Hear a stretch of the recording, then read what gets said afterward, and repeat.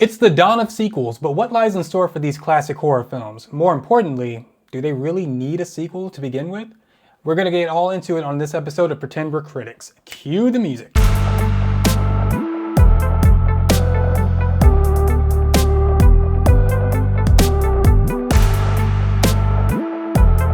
What's up everybody and welcome to another episode of Pretend We're Critics. Unfortunately today it's just gonna be me. Justice is away filming something over in Miami, I don't know. It's been a really big year for horror fans, and as we close out 2025, the news just keeps on coming. Just last week we had John Carpenter come out and basically confirm what everybody, including myself, has been speculating for years now. The Thing 2 is on its way. Now, rumors about this has been floating around for years now, but this is the first time that John Carpenter himself has actually confirmed that it is in the making. He said, and I quote, "We're working on it right now." Of course, the ending to John Carpenter's The Thing was famously ambiguous, having McReady and Childs be the only survivors of the attack from The Thing. Continuing on from this point would be difficult considering that Kurt Russell and Keith David are well in their 70s right now, but it wouldn't be impossible. Hear me out. What if in the sequel, both McReady and Childs survive and they end up bringing The Thing back to American shores? Cue a new set of researchers, you have more weapons than just a flamethrower and an axe, and then you got yourself a bona fide sequel. I mean, this could really be the turning point of another sci-fi horror classic such as Alien. Aliens expanded the universe when it came back with its sequel and gave us Marines against the Xenomorph, right?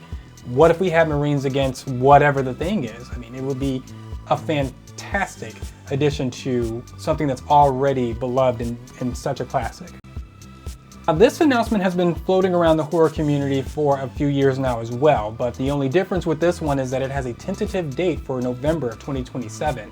Fans are still kind of split on the excitement for this film because Joe Dante, the original director for the first and second one, won't be returning. So where do they go from here? I got an idea. Legacy sequel. Think about it. So we've got Billy Peltzer.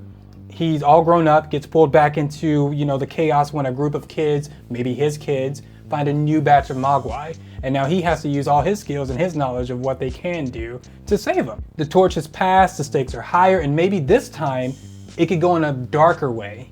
The first two films were great, don't get me wrong. The first one was, amazing with Mogwai, and it was creepy, but it wasn't like horror, right? And then the second one just went straight comedy. And I think Joe Dante did that on purpose because he actually didn't want to make a sequel to the first one in the first place. So, I mean, it was kind of a hit back towards the production company to actually make a sequel that it really didn't live up to the first one, but it still was entertaining. With the third one, with the legacy sequel, to seal it as a legacy, I think it should go into a darker tone. Maybe more bloodshed, maybe more gore, maybe more death in this type of movie rather than the first two. That's my idea. I think that would bring back the original fans of the original two, but also bringing in a new wave of fans for the Mogwai, for Gremlins, and the classic 80s.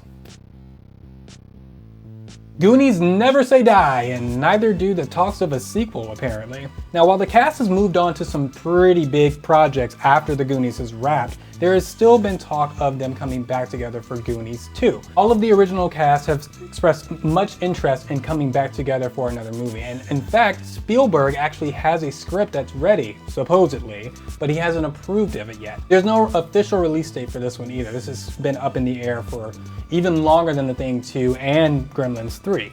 But if I had to guess the story, it's pretty kind of simple. It's pretty easy of what they could do. The Goonies are adults now with kids of their own, maybe. Life's pulled them apart, so to speak. Everybody becomes an adult, everybody has bills to pay, and yada, yada, yada. Goonies are pretty much like, dispersed. Their kids find another treasure map because, that's exactly what's going to happen. They go off on an adventure, get themselves into some trouble, and the original Goonies have to go and save them. Easy peasy, right? It's nostalgic, it's heartfelt, it's pure Goonies mayhem, and I'd honestly be here for all of it. But what do you think? I mean, do you think that these sequels deserve to happen, or is it just Hollywood trying to bank on nostalgia to get people back into the theater seats? I mean, drop your thoughts in your comments below, hit that subscribe button, and keep a lookout for more movie talk.